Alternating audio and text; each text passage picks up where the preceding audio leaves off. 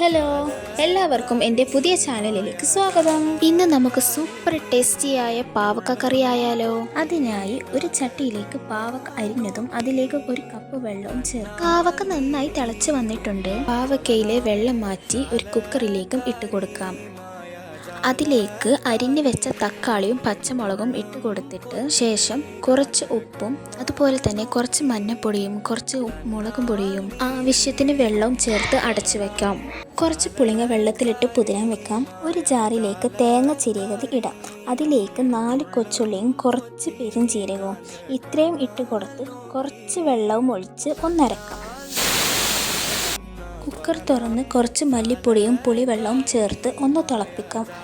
ഇത് തിളക്കുമ്പോൾ അരച്ചു വെച്ച തേങ്ങാ പേസ്റ്റും വെള്ളവും കുറച്ച് ഉപ്പും ഇട്ട് ഒന്ന് ഇളക്കി മാറ്റി വെക്കാം.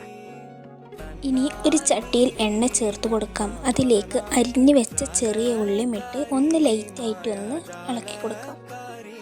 ഉള്ളി വാട്ടി വന്നതിന് ശേഷം അതിലേക്ക് കറിവേപ്പിലയും 1 സ്പൂൺ മുളക് പൊടിയും ചേർത്ത് നന്നായിട്ട് ഇളക്കാം. ഇനി നമ്മുടെ മൂപ്പിച്ചെടുത്ത ഉള്ളി നമ്മുടെ കറികളുടെ മുകളിൽ ഒഴിച്ച് കഴിഞ്ഞാൽ നമ്മുടെ സ്പെഷ്യൽ പാവക്ക കറി റെഡി ആയിരിക്കുന്നു.